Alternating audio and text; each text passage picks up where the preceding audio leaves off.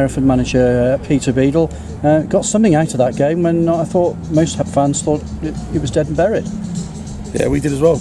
We thought it was dead and buried too. But we were gifted goals, so we got ourselves back in the game and got ourselves in a great position, and then threw it away.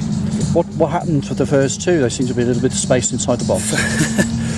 Listen, I've protected the players for 2 years now, and and I'm pretty sure they'd have no problem with it, because I've just told them in there but the two centre halves and Martin, I think between the three of them were way off where they need to be, because no disrespect to Kings Langley, they've played well today, and they've, as we would expect them to, they've given everything they've got, but they shouldn't be 2-0 up against us, and they shouldn't even get back in the game when we get 3-2 up.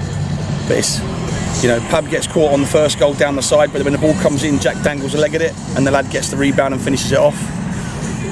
Second goal, Martin gets the ball back under no pressure whatsoever, fires it at Mark. Mark doesn't control it, has to kick it out for a throw-in. They score from the throw-in. We got no pressure on us. We got the ball possession of football. And if we can't cope with that, then we're not good enough to be here. Third goal, big ball to the back stick.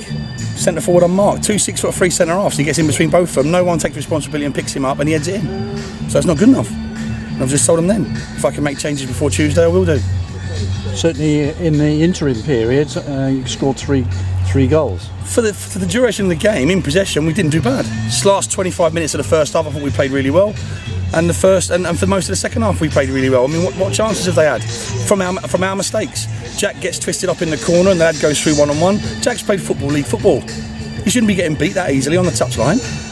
And you can do everything you can. You can work on your shape, you can work on the way you want to play. But if players can't do the basics, then we're going to get found out. And today we didn't do the basics very well. Between the three at the back, the two centre halves and the keeper, and Simo up front, again, who offered us nothing going forward.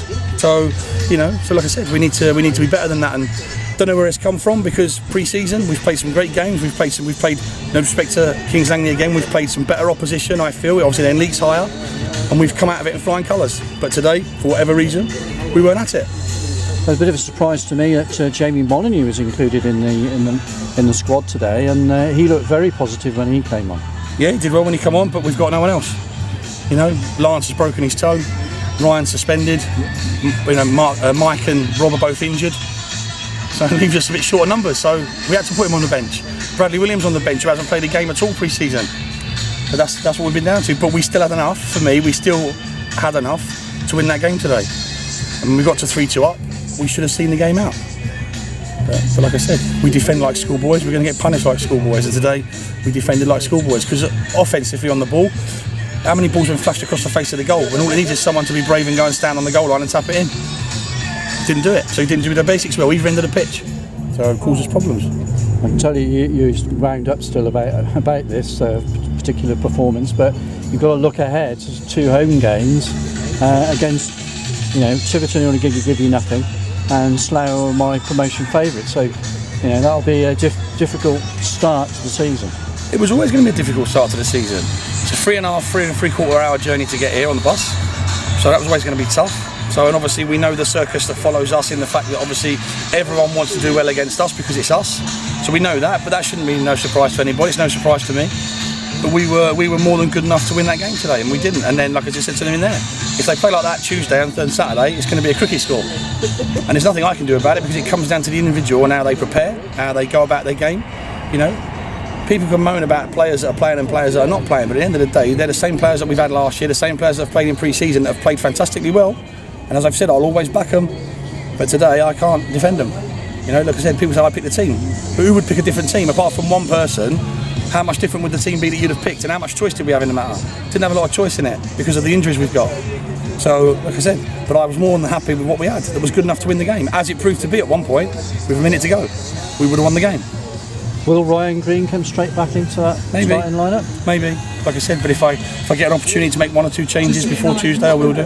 Bring maybe 1 or 2 different personnel in, I will do. Let 1 or 2 go if I need to be, because I'm not prepared to do it anymore. Like I said, we've been very fortunate, but we've worked extremely hard to get through the 2 leagues we've been through already.